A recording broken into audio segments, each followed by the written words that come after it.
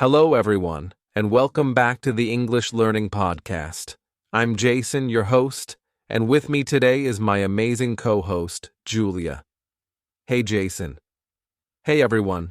We're so excited to have you here with us today. If you're someone who struggles with thinking in English, then this episode is just for you. That's right.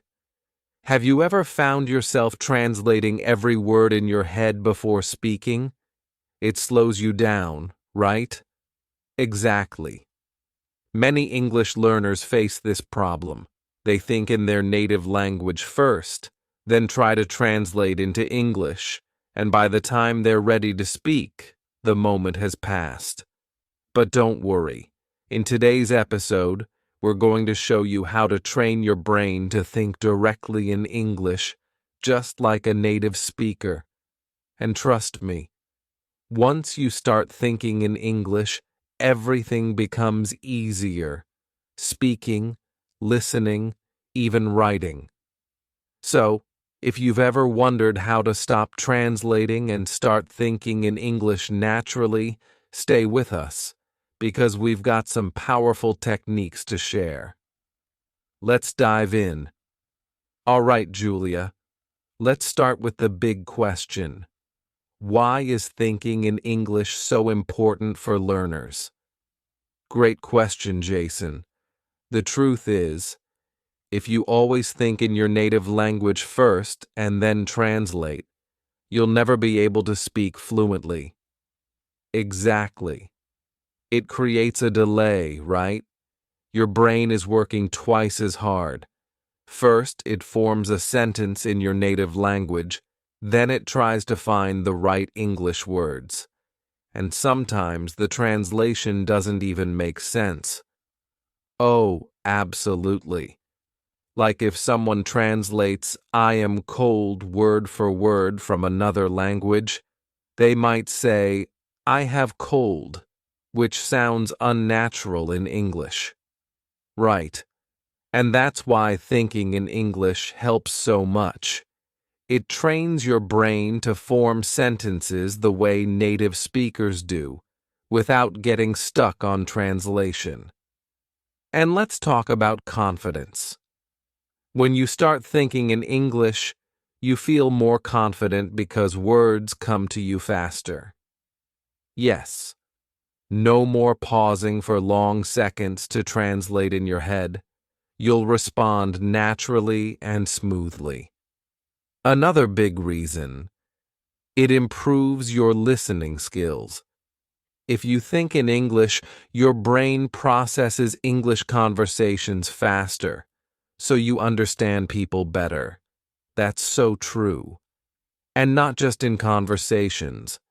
Even when you're watching movies or listening to music, you start recognizing words instantly instead of translating everything.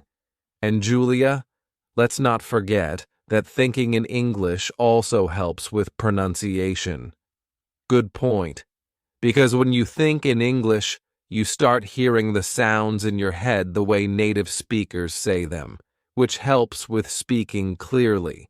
So, just to summarize, thinking in English helps you speak faster, boosts your confidence, improves your listening skills, and even makes your pronunciation better. And now you might be wondering, okay, I get why it's important, but how do I actually train my brain to think in English? Don't worry, we're going to break it down step by step. But before that, let's talk about some common mistakes that stop people from thinking in English. Now that we understand why thinking in English is so important, let's talk about something that holds people back. Common mistakes that stop learners from training their brain to think in English. Yes, many learners don't even realize they're making these mistakes. But once you fix them, you'll notice a big improvement in your fluency. All right, mistake number 1, the biggest one, relying too much on translation. If you always translate in your head before speaking, your brain never gets used to thinking in English directly. Exactly. It's like riding a bike with training wheels forever. You need to trust your brain to form sentences naturally, instead of always looking for the right translation. And Julia, another common mistake. Focusing too much on grammar while thinking. A lot of learners try to make every sentence perfect in their mind before speaking, but that actually slows them down. Oh yes, grammar is important, but if you keep stopping to check every little rule, you'll never speak naturally. Native speakers don't think about grammar rules while talking, right? Exactly. They just speak. And guess what? Even native speakers make grammar mistakes sometimes. That's so true. Okay, mistake number 3. Fear of making mistakes. Some people are so afraid of saying something wrong that they stop themselves from thinking or speaking in English at all. Right. But making mistakes is how we learn. The more you practice thinking in English, the better you'll get. Don't be afraid to sound imperfect. Fluency comes with practice, not perfection. Absolutely. And another mistake that blocks thinking in English, not surrounding yourself with English. If your daily life is full of your native language, your brain will naturally default to that language instead of English. Great point. If you only use English in a classroom or for studying but not in daily life, your brain won't switch to English naturally, and that's why immersion is so important. Things like listening to English music, watching English videos, and reading in English. Exactly. Okay, let's quickly recap. The biggest mistakes that stop you from thinking in English are 1. Relying too much on translation. 2. Overthinking grammar while forming sentences. 3. Fear of making mistakes. 4. Not surrounding yourself with enough English. If you're making any of these mistakes, don't worry. The good news is, we're going to show you how to fix them. Yes. Up next, we'll share some powerful step-by-step strategies to help you start thinking in English naturally. All right, Julia, now it's time for the most important part. How can learners actually train their brain to think in English? Yes, we're going to break it down into simple, powerful steps that anyone can follow. Perfect. Let's start with step 1. Name things around you in English. Oh, I love this one. It's such an easy habit to build. Just look around you and say the names of objects in English. For example, if you're in your room, think bed, window, lamp, phone. Exactly. And to take it further, you can describe what's happening. Like instead of just thinking cup, you can think, I am drinking coffee from my cup. Yes. This helps your brain connect everyday life with English, making it more natural over time. All right, step 2. Talk to yourself in English. It might feel strange at first, but it's one of the best ways to start thinking in English. Yes. You can do this anywhere, when you're cooking, getting dressed, or walking outside. Just describe what you're doing in simple English, like, I'm putting on my shoes. It's a sunny day, and the great thing is, there's no pressure, because you're just talking to yourself. Exactly. And if you're worried about making mistakes, don't be. No one is listening. It's just you, training your brain to use English naturally. Great. Now step 3. Use an English-to-English dictionary. Oh, this is a game changer. Many learners still use dictionaries that translate words into their native language. But switching to an English-to-English dictionary helps you think in English instead of translating. Right? For example, if you don't know the word excited, instead of translating it to your native language, look it up in an English dictionary where it says, feeling very happy and eager. That way, your brain connects words in English, not another language. Exactly. And it improves your vocabulary naturally. All right, next, step 4. Think in simple sentences first. Yes. Many learners try to think in complex sentences too soon, and that makes them feel stuck. Instead, start with short, simple thoughts. Like instead of thinking, I should go to the store because I need to buy some vegetables for dinner, just start with, I need vegetables. Yes. Once you get comfortable, your sentences will naturally get longer over time.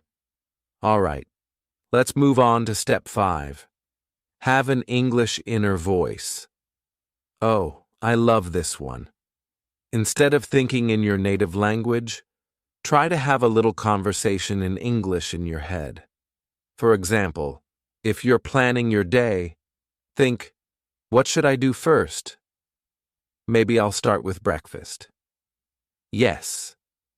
This is like turning your thoughts into an English dialogue. It's one of the fastest ways to start thinking in English without effort. And you can even ask yourself questions in English like, how do I feel today? Or what should I wear? That's a great habit. And finally, step 6. Surround yourself with English. Yes. The more you expose yourself to English, the more natural it becomes. Listen to English podcasts, watch English videos, and read books or articles in English. That's right. The more English you hear, the more your brain starts thinking in English automatically. So, let's quickly recap the 6 steps to train your brain to think in English. 1. Name things around you in English. 2.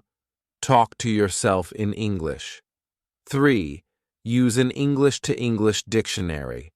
4. Think in simple sentences first. 5. Have an English inner voice.